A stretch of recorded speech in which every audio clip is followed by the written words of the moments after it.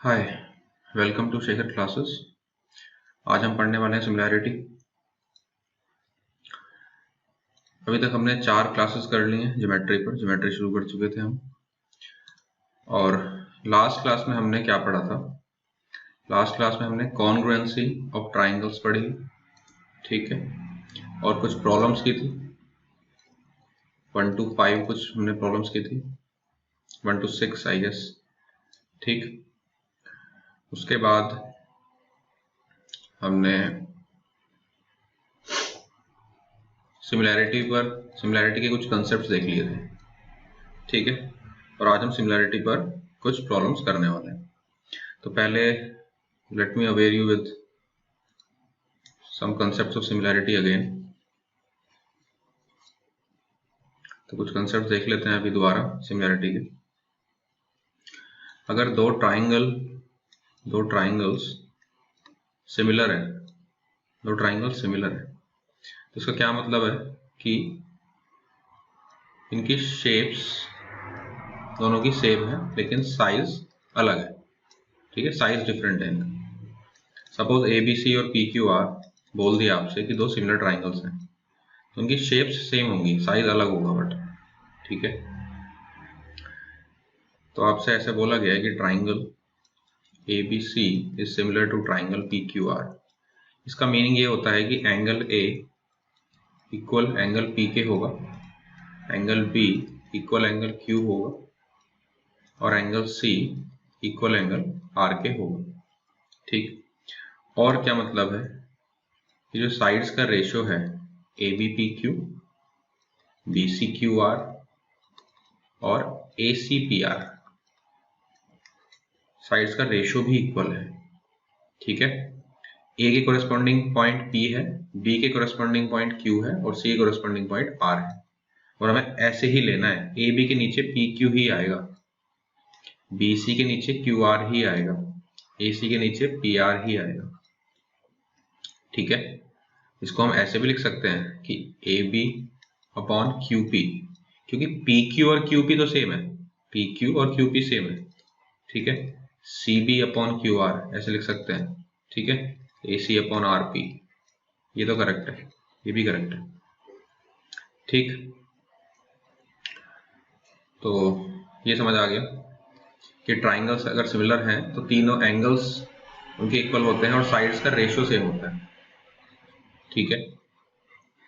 लेकिन triangle similar होते कब हैं ये भी जानना जरूरी है, तो पहले वो भी देख लेते हैं जल्दी से। सिमिलैरिटी के क्या क्या रूल्स हैं वो देख लेते हैं। सिमिलैरिटी के 3 रूल्स हैं, 3 रूल्स ऑफ सिमिलैरिटी। पहला है दो एंगल्स सेम है, ठीक है, या फिर तीनों एंगल सेम है, एक ही बात है। अगर दो एंगल्स सेम हैं, तीनों एंगल्स सेम होंगे क्योंकि तीसरा एंगल ऑटोमेटिकली इक्वल हो जाता है। दूसरा रूल है SAS, यानी कि दो साइड्स के रेशियो बराबर है, उनके बीच का एंगल बराबर है। दो साइड्स के रेशियो इक्वल हैं और उनके बीच का एंगल भी इक्वल है, या फिर तीनों साइड्स के रेशियो इक्वल है, ठीक है। ये 3 रूल्स होते हैं सिमिलैरिटी। क्लियर है बात? उसके अलावा हमें क्या जानना है कि ट्राइंगल में अगर ऐसे कोई पैरेलल लाइन जा रही है, इसके, ये थेल्स थ्योरम थी, ये भी कराई थी मैंने लास्ट क्लास में, कि PQ अगर BC के पैरेलल है तो उसमें AP बाय PB इक्वल हो जाएगा AQ बाय QC के, या फिर AP बाय AB इक्वल हो जाएगा AQ बाय AC के, ठीक है। या फिर PB बाय AB इक्वल हो जाएगा QC बाय AC के, ठीक है। ये बातें क्लियर होनी चाहिए। और हाँ, तो ये चीज़ें क्लियर होनी चाहिए आपको, ठीक है। या फिर हम ऐसे भी कह सकते हैं कि ये इक्वल होगा, ये इंपॉर्टेंट चीज़ है, ये भी समझ लेना इस बात को, ये इक्वल होगा PQ बाय BC के, ये भी इंपॉर्टेंट है, ठीक। क्योंकि एक्चुअली हो क्या रहा है कि ये ट्राइंगल APQ और जो बड़ा वाला ट्राइंगल है ABC, ये दोनों सिमिलर ट्राइंगल्स बन रहे हैं इसमें। तो इसीलिए AP बाय AB और AQ बाय AC इक्वल होगा PQ अपॉन BC। ठीक है, ऐसा होगा। तो इस रिजल्ट से हम ये भी निकाल सकते हैं और ये भी निकाल सकते हैं। ठीक है, ये रिजल्ट्स जो हैं ये इसी से आए हैं, इसी से। ठीक है भाई, आगे चलते हैं। इसका एक स्पेशल केस भी था, थेल्स थ्योरम जो हमने अभी अभी पढ़ी, इसका एक स्पेशल केस भी है कि उसी को हम बोल देते हैं मिड पॉइंट थ्योरम। क्या स्पेशल केस है कि ट्राइंगल अगर ABC है, ये मिड पॉइंट है AB का, यानी कि ये इक्वल है, और ये भी मिड पॉइंट है AC का, ये इक्वल है, और इसको हमने नाम दे दिया DE। तो जो DE होगा वो हाफ BC होगा, और DE ऑटोमेटिकली पैरेलल हो जाएगा BC के। ठीक है, DE हाफ BC भी होगा और DE पैरेलल भी हो जाएगा BC के, और पैरेलल हो जाएगा तो AD बाय DB, वो जो सारे हमने अभी फॉर्मूले देखे थे वो इसमें लग जाएंगे।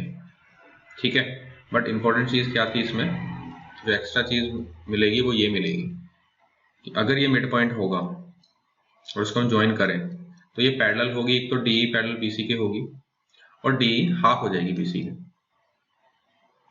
ठीक है, तो इसी को हम मिड पॉइंट थ्योरम बोल देते हैं। अब इसके अलावा हमें एक चीज और जाननी है, वो भी देख लेते हैं जल्दी से। हमने क्या देखा कि अगर ABC और PQR दो ट्राइंगल हैं और दोनों सिमिलर हैं, ट्राइंगल ABC सिमिलर है ट्राइंगल PQR के, तो हमें क्या पता है कि AB by PQ equal BC by QR equal AC by PR। ये तो हमें पता ही है, इतना तो। बट एक चीज हमें और पता करनी है कि जो मीडियंस हैं उनका रेशो भी यही होगा। ठीक है, अगर मैं ऐसे मीडियन ड्रॉ करता हूँ और यहाँ से ऐसे मीडियन ड्रॉ करता हूँ, इसको मीडियन 1 ले लिया, इसको मीडियन 2 ले लिया, तो मीडियन 1 और मीडियन 2 का रेशो भी यही होगा। दोनों के पैरीमीटर्स का रेशो भी यही होगा, दोनों के परपेंडिकुलर्स का रेशो भी यही होगा। ठीक है, तो ये भी होता है, ये भी पता होना चाहिए। अब एक एक्स्ट्रा चीज और देख लेते हैं इसमें। अगर मैं इनके एरिया का रेशो लिखूं, ABC और PQR के एरिया का अगर रेशो लिखता हूं, तो मुझे इस पे स्क्वायर लगाने होंगे। हर जगह क्या लगाना होगा, मुझे स्क्वायर्स लगाने होंगे। एरिया का रेशो में स्क्वायर्स लग जाएंगे। बस इतनी ही बात हमें और एक्स्ट्रा जाननी थी। ठीक है, तो हो गया ये। सिमिलैरिटी के कंसेप्ट्स हमें इतने ही पढ़ने हैं। अब सिमिलैरिटी में बस हमें एक चीज और जान लेते हैं कि सिमिलैरिटी में लगाना कैसे होता है। मतलब हमें ये समझ नहीं आता कभी कभी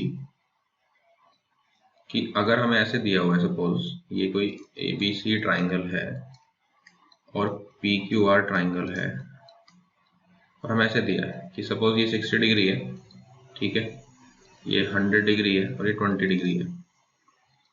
यहाँ पर ये 20 है, ये 60 है और ये 100 है। ठीक, तो हमें समझ नहीं आता कि हम साइड्स को लिखें AB by PQ, BC by QR, ऐसे जो लिखते हैं ये किस तरह से लिखें। क्या PQ AB के नीचे आएगा, क्या BC के नीचे QR आएगा? ये कैसे पता करें कि कौन सी साइड्स किसके नीचे आएगी? हम तो इसको पता करने के दो तरीके हैं। एक तो ये है कि देखो 60 के सामने वाली जो साइड है और यहाँ पर जो 60 के सामने वाली साइड है, वो दोनों कोरस्पॉन्डिंग साइड्स हैं, यानी कि AC के नीचे QR आएगा। दोनों ही साइड्स AC और QR 60 के अपोजिट है। ठीक, ऐसे ही 100 के अपोजिट कौन कौन से साइड्स हैं? BC है और PQ है, ठीक। और 20 के सामने AB और PR, ठीक। PQR वाली साइड्स नीचे लिख रहे हैं और ABC वाली साइड्स हम ऊपर लिख रहे हैं, तो हमेशा ऐसे ही लिखेंगे, ABC वाली साइड्स ऊपर ही रहेंगी, PQR वाली साइड्स नीचे ही रहेंगी, ठीक। तो हमने क्या देखा कि जो एंगल्स हैं उनके जो अपोजिट साइड्स हैं उनसे आप पता कर सकते हो कि कौन सी साइड किसके नीचे लिखनी है हमें। एक तरीका तो ये है। दूसरा तरीका ये है कि कोरेस्पॉन्डिंग पॉइंट्स पता कर लो। भाई बी के कोरेस्पॉन्डिंग पॉइंट कौन सा है? पी, क्योंकि दोनों पर ही 60-60 एंगल बन रहा है, ठीक है। और ऐसे ही बी के कोरेस्पॉन्डिंग पॉइंट कौन सा मिला? पी मिला। ए के कोरेस्पॉन्डिंग पॉइंट कौन सा है? आर है। और सी के कोरेस्पॉन्डिंग पॉइंट क्यू है। ये पता लग गया हमें। तो अब तो हमें पता लग ही रहा है कि A B upon R P होगा, B C upon P Q होगा और A C upon R Q होगा, ठीक है। ये भी तरीका है कि कोरेस्पॉन्डिंग पॉइंट्स पता कर लिए। बट ज़्यादा जो बेटर तरीका है वो ऑपोजिट साइड्स, एंगल्स के अपोजिट साइड्स देखने का तरीका ज़्यादा बेटर होगा, ठीक है, कई जगह पर, ठीक। तो अब प्रॉब्लम शुरू करते हैं, हम क्वेश्चन शुरू कर रहे हैं।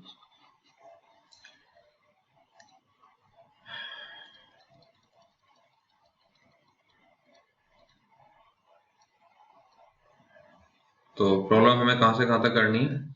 1 से 5 तक हम कर चुके हैं, 6 से 23 तक करनी है।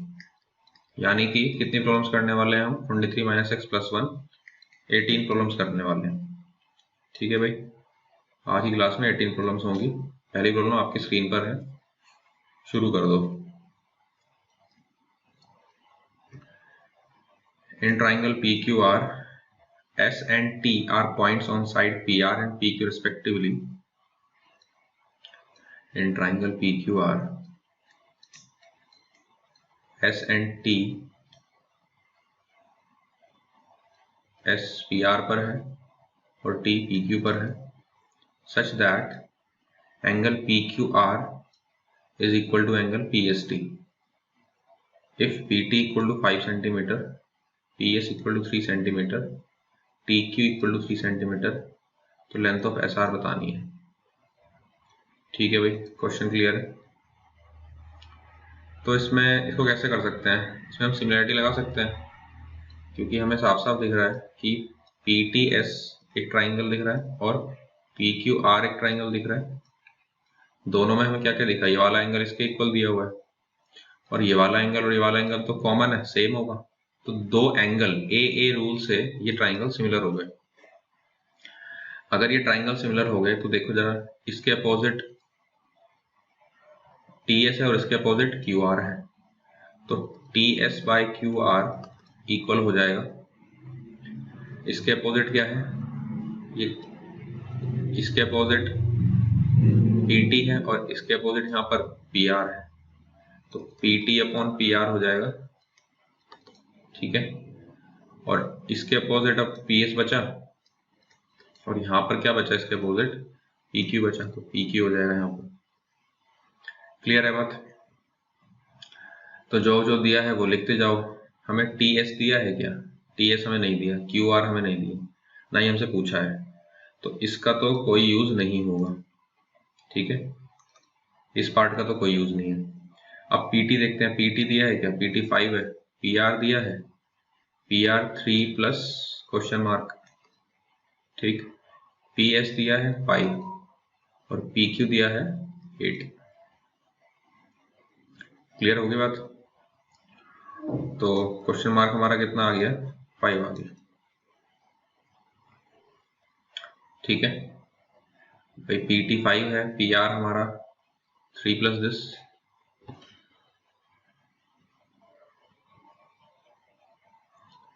ठीक। PS हमारा कितना था? PS हमारा 3 है एक्चुअली, सॉरी, PS हमारा 3 है। एक सेकेंड भाई, PS हमारा 3, दोबारा देख लो, PT जो है ये PT यहाँ से यहाँ तक होगा, ये 5 है, ये 5 रख दिया हमने, ये 5। PR हमारा ये है पूरा, ये PR है, तो 3 प्लस क्वेश्चन मार्क। PS हमारा ये है, ये पार्ट, तो ये 3 हो गया। और PQ पूरा है, ये पूरा 5 प्लस 3 हो गया, 8 हो गया। ठीक है, तो अब कैलकुलेट अगर करेंगे तो 5 इंटू 8 और 3 प्लस जो क्वेश्चन मार्क है उसकी मल्टीप्लाई 3 से हो जाएगी। तो 40/3 equal to 3 plus question mark हमारा 40/3 माइनस 3 आ जाएगा, यानी कि 31/3 आंसर है। 31/3 आ गया। ठीक है, तो ये हो गया फर्स्ट क्वेश्चन।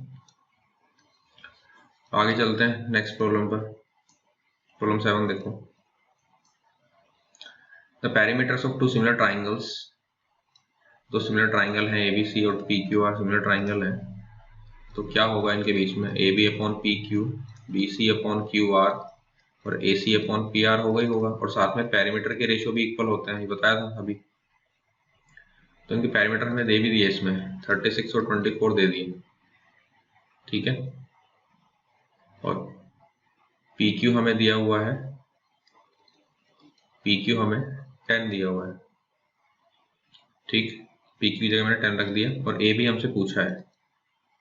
ठीक है, तो AB कितना आ गया, 36 इंटू 10 अपॉन 24 हो गया क्वेश्चन सोल्व। 15 आ गया आंसर। ठीक है, इनका कोई यूज नहीं हुआ, इन दोनों चीजों का, बस AB/10 इक्वल हो गया दोनों पैरामीटर्स के रेशियो के। क्लियर है बात? आगे चलते हैं। इन ट्राइंगल ABC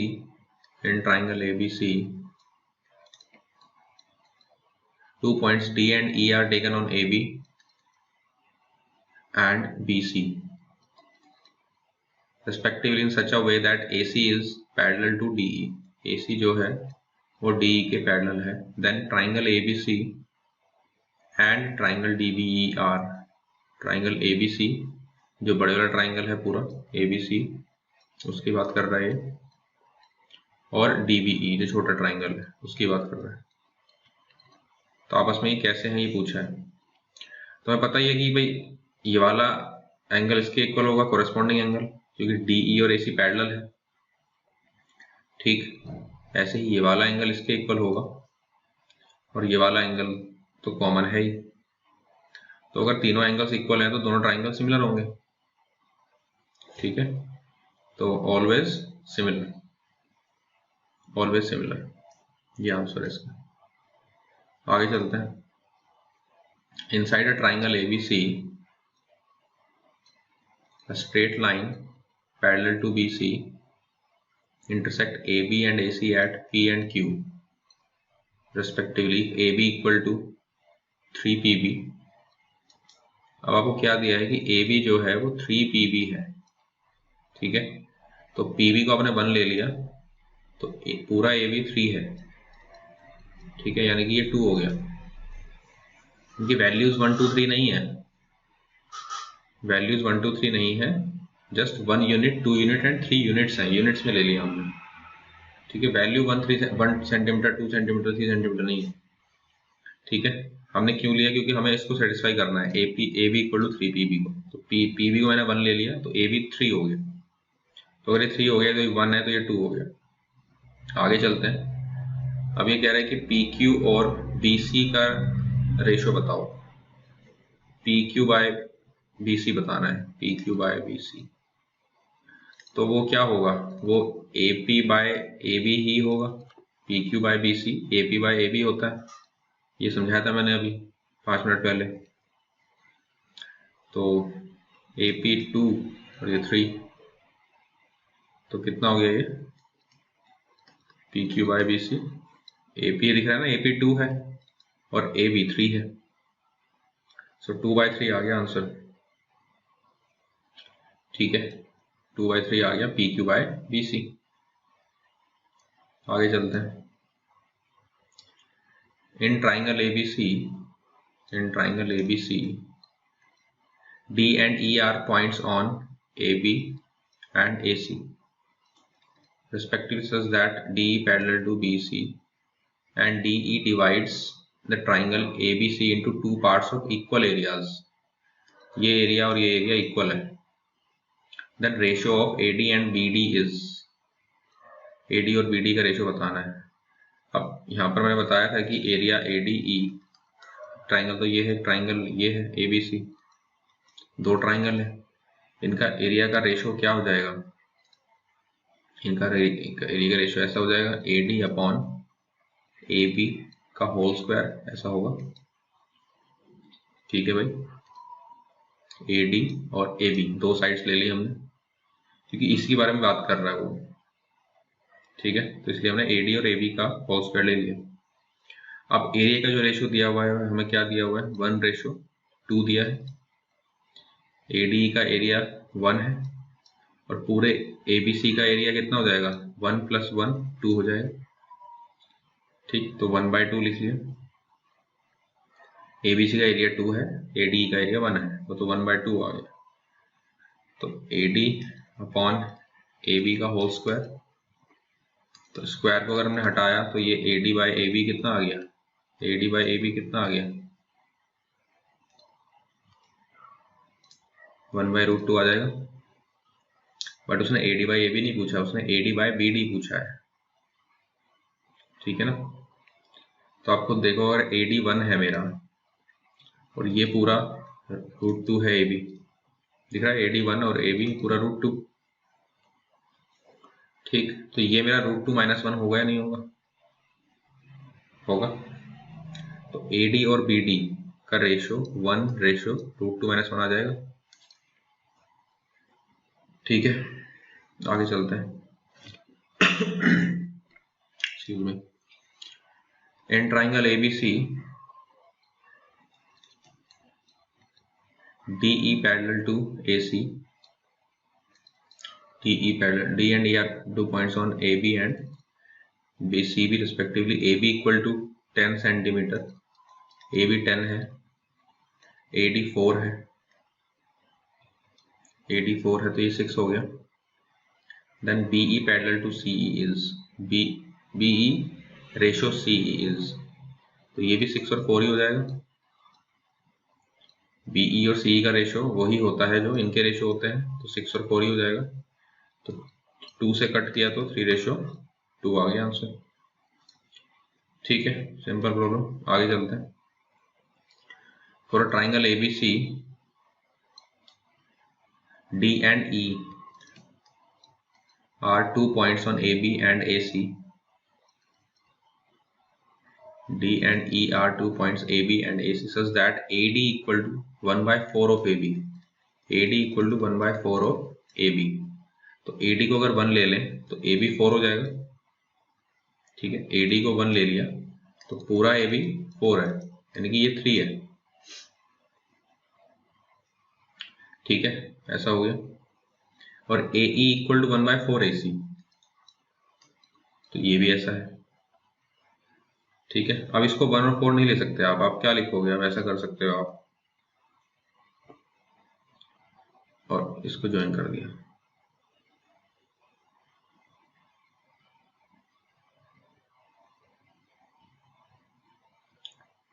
हाँ ठीक है, ये भी कर ही सकते हैं. ये 1:3, ये भी 1:3 है, तो ये भी 1:3 ही होगा, ये भी 1:3 ही होगा. ठीक है, सॉरी, ये 1:4 हो जाएगा.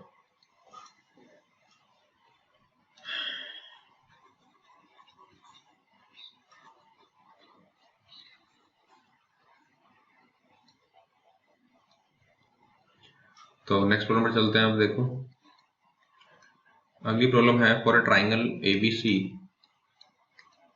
D and E are 2 points on AB and AC such that on AB and AC such that AD equal to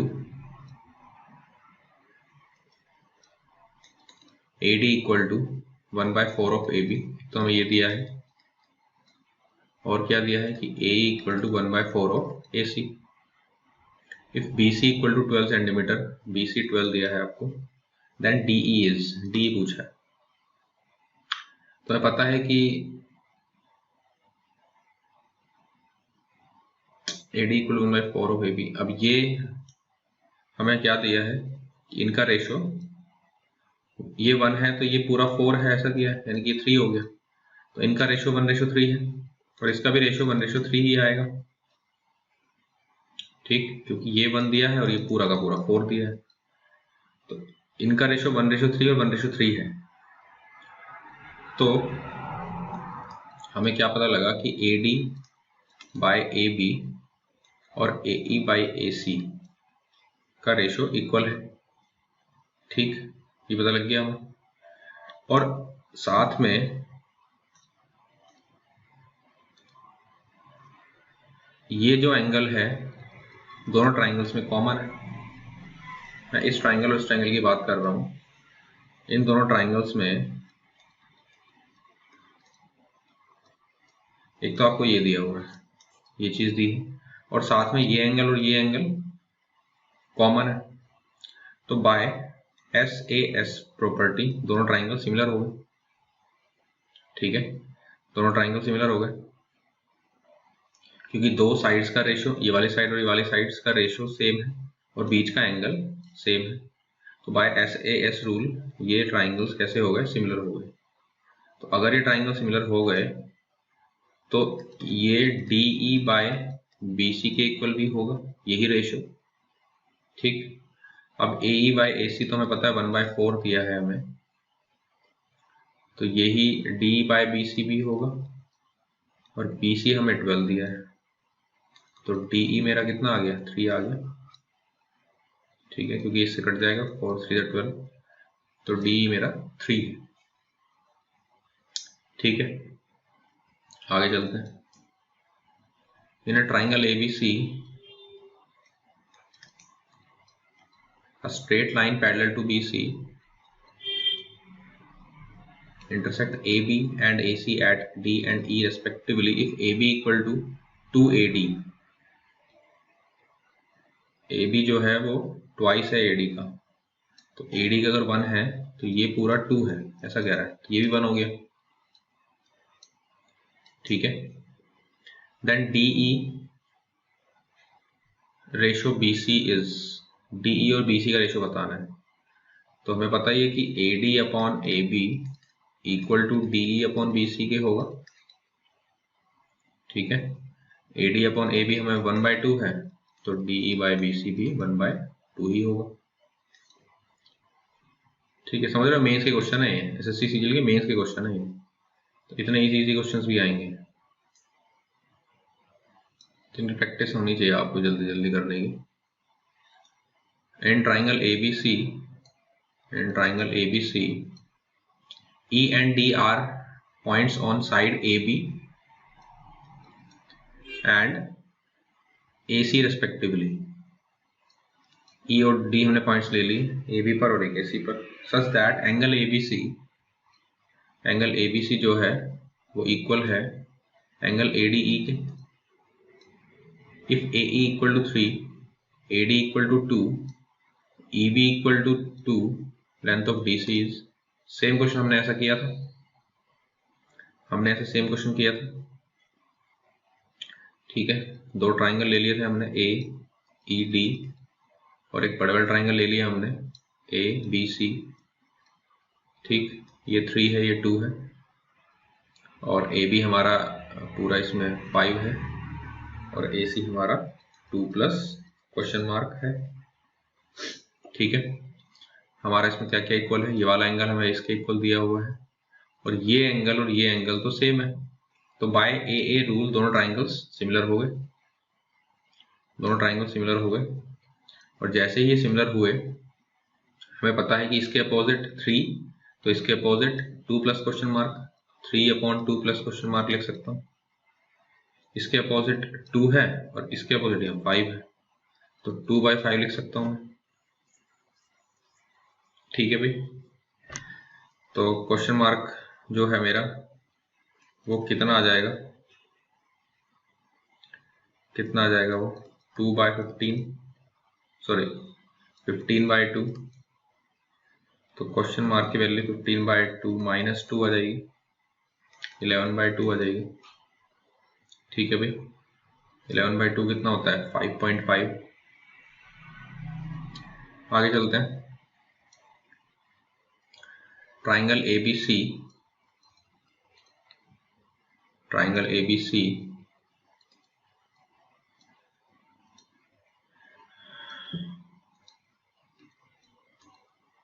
and triangle DEF, दो ट्राइंगल दिए हैं आपको, दोनों ट्राइंगल सिमिलर है। Also A equal to D, angle A D के इक्वल है, angle B E के इक्वल है, तो ऑटोमेटिकली C F के इक्वल हो जाएगा। For AB equal to DE, for AB equal to DE, यानी कि DE अगर 1 है, हमें ये दिया ना कि for AB equal to DE। ठीक है, कोई नहीं, इसको लिखे रहने दो। BC 12 है, BC को 12 लिख लो, और EF पूछा है आपसे। हमें पता है कि अगर ट्राइंगल सिमिलर है तो AB बाय DE इक्वल होगा BC बाय EF के, ऐसा होगा। और AB अपॉन DE हमें कितना पता है यहाँ से, AB अपॉन DE हमें क्या पता है 1/4 है, AB अपॉन DE 1/4 है, BC 12 दी है और EF आपसे पूछा है, तो कितना आ गया EF, कितना आ गया 12 4 ज़ा 48। ठीक है भाई, यहाँ से AB बाई DE 1/4 आ जाएगा, और BC की हमें लेंथ दी थी। आगे चलते हैं। इन ट्राइंगल ABC,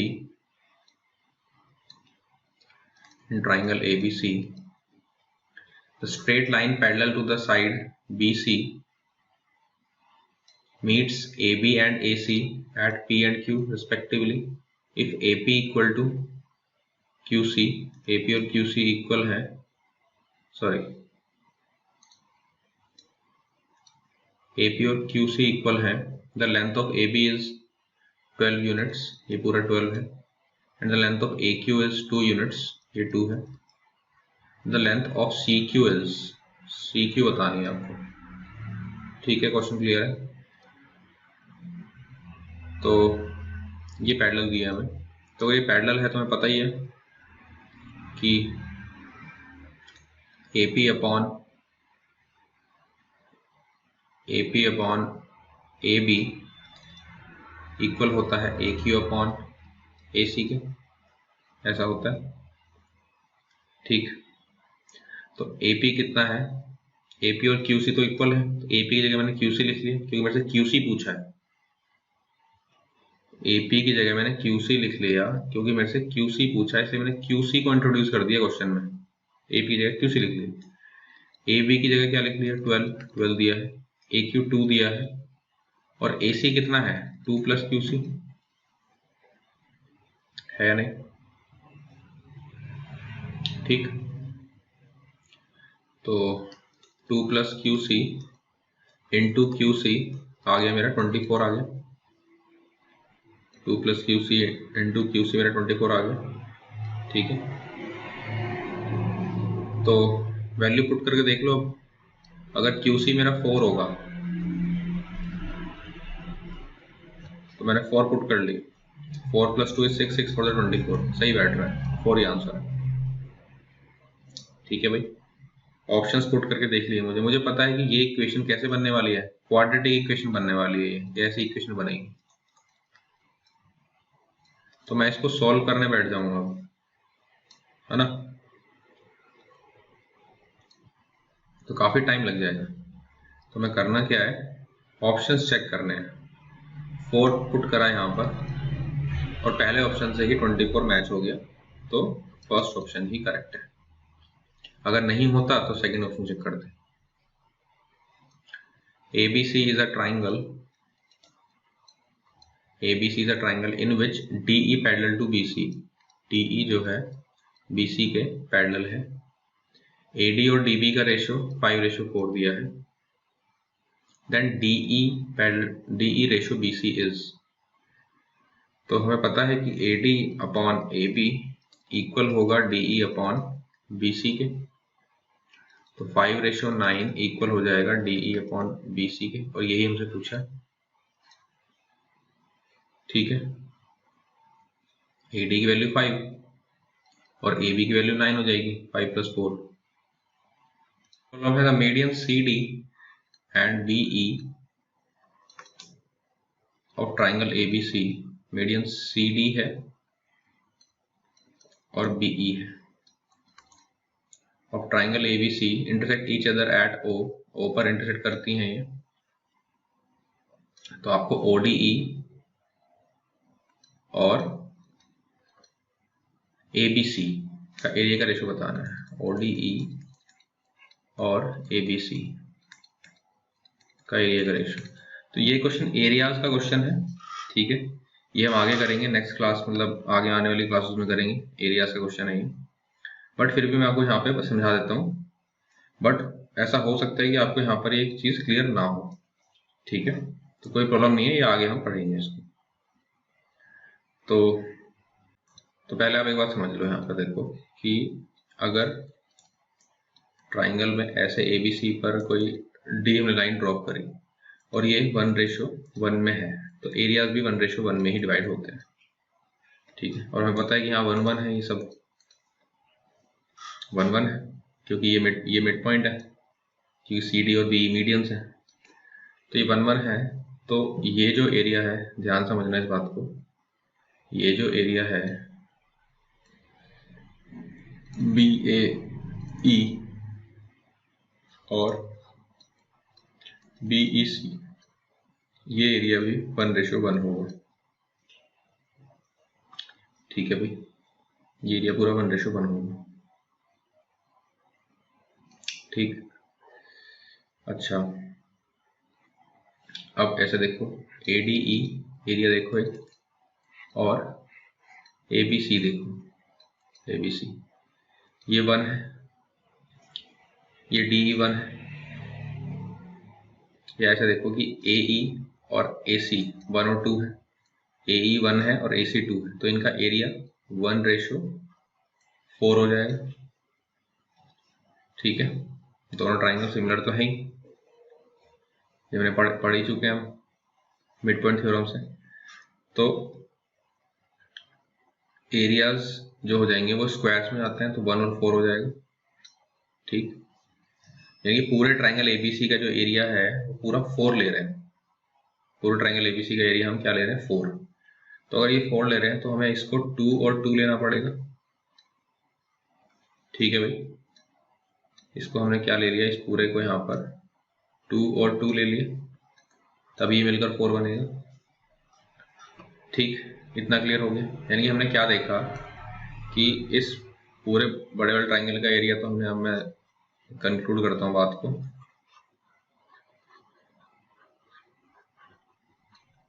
इस पूरे बड़े वाले छोटे वाले ट्राइंगल का एरिया जो है ADE का एरिया वो तो 1 है, पूरे बड़े वाले ट्राइंगल का एरिया 4 है, ठीक, तो छोटे पार्ट का जो एरिया बचा वो 3 बचा, और छोटे पार्ट में भी ये वाला जो एरिया है वो 2 है, हमने अभी देखा ये 2 है, ये वाला पार्ट ये 2 है, ठीक है। तो इस पार्ट में दोबारा बना रहा हूं मैं इसको, ध्यान समझना इस बात को, इस पार्ट में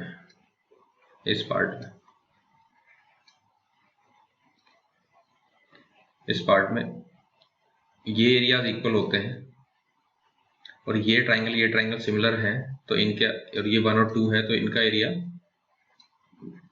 1 और 4 का हो जाएगा, क्योंकि स्क्वायर हो जाएंगे 1 और 2 के, ठीक। तो हमें क्या दिखा कि x + 4y, तो कितना है पूरा, 2 है मेरा, ये x + 4y बन रहा है, ठीक है, ये x + 4y है, ठीक, और x + y मेरा वो 1 है, क्योंकि इस 3 में से अगर मैं 2 माइनस करूंगा तो 1 बचेगा, और वो ये ही होगा, x + y ये वाला पार्ट होगा, तो x + y मेरा 1 है, ठीक। यहां से अगर मैं y निकालता हूं माइनस करके, तो y मेरा कितना आ गया, 1/3, y कितना आ गया मेरा, 1/3। तो y ही तो मेरा ODE का एरिया है 1/3, y जो है वही मेरा ODE का एरिया है 1/3, और ABC का एरिया मैंने 4 माना हुआ था, तो आंसर कितना आ गया 1/12 आ गया। ठीक है भाई, क्लियर है बात। तो ये क्वेश्चंस एरियाज के क्वेश्चंस हैं, हम पढ़ेंगे बाद में। अभी आपको समझ आया तो अच्छी बात है, नहीं आया तो बाद में देखेंगे। लास्ट में क्लास होगी, ज्योमेट्री की लास्ट में क्लास होगी एरियाज की। Triangle ABC and triangle DEF are similar and the parameters of triangle ABC। तो कभी भी अगर सिमिलर होते हैं तो मैंने क्या बताया था कि AB अपॉन DE बराबर हो जाएगा पैरीमीटर ऑफ AB और पैरीमीटर ऑफ ABC, ऐसे लिख लो ABC और पैरीमीटर ऑफ DEF, ये बराबर हो जाता है। तो बस वैल्यू पुट कर दो। AB आपसे पूछा है, DE आपको 36 दिया है, पैरीमीटर ऑफ ABC 30 है, पैरीमीटर ऑफ DEF 18 है। ठीक है, तो AB मेरा यहाँ से कितना आ गया 60 आ गया। आगे चलते हैं भाई। In triangle PQR and LNM are similar, ये सिमिलर है। 3PQ इक्वल टू LM दिया है आपको, MN इक्वल टू 9 दिया है, MN 9 है, देन QR पूछा है। तो क्या हो जाएगा भाई, PQ अपॉन LM इक्वल टू QR अपॉन MN हो जाएगा, सिमिलर ट्राइंगल से। PQ बाय LM तो कितना है 1/3, QR आपसे पूछा है और MN की जगह रख देंगे 9। सो QR यहाँ से मेरे को कितना मिल गया, QR मेरे को यहाँ से 3 मिल गया, तो 3 आंसर आ गया। आगे चलते हैं। The parameter of 2 similar triangles, ये फिर से सेम क्वेश्चन है, ये होमवर्क है आपका, खुद करोगे आप। ठीक है। Which of the following is a true statement, 2 similar triangles are always congruent. 2 similar triangles हैं, अगर ये 2 सिमिलर ट्राइंगल्स हैं, क्या ये कॉन्ग्रुएंट होंगे? नहीं होंगे, क्योंकि ये कभी भी सेम साइज में नहीं होंगे ना। ये दिख रहे हैं आपको, सेम साइज में नहीं है। तो 2 similar triangles are always congruent, गलत। 2 similar triangles have equal areas, गलत। उनका एरियाज का रेशियो का स्क्वायर होता है, बल्कि उनके एरियाज का रेशियो साइड्स के रेशियो के स्क्वायर के इक्वल होता है, ना कि इक्वल होता है, गलत है। 2 triangles are similar if their corresponding sides are proportional, हाँ ये बात सही है। ठीक है, अगर ट्राइंगल सिमिलर तब होंगे जब उनके साइड्स का रेशियो प्रोपोर्शनल होगा, यानी कि उनका रेशियो इक्वल होगा। तो 3rd इज करेक्ट। ठीक है, आगे चलते हैं। The perimeter of 2 similar triangles ABC and PQR, ये फिर से सेम क्वेश्चन आ गया। ठीक है, पैरीमीटर का रेशियो हमें ये दिया है 60 एंड 36, AB अपॉन 18 ये हो जाएगा। तो AB कितना आ गया यहाँ से 30 आ गया। फिर से ये सेम ही क्वेश्चन आ गया, तो ये कर लोगे आप। ठीक है, तो हमारा ये चैप्टर कॉन्ग्रुएंसी एंड सिमिलैरिटी यहीं पर खत्म हो गया है। ठीक, अब हम नेक्स्ट 6th क्लास होगी जिसमें हम सेंटर्स के बारे में पढ़ेंगे।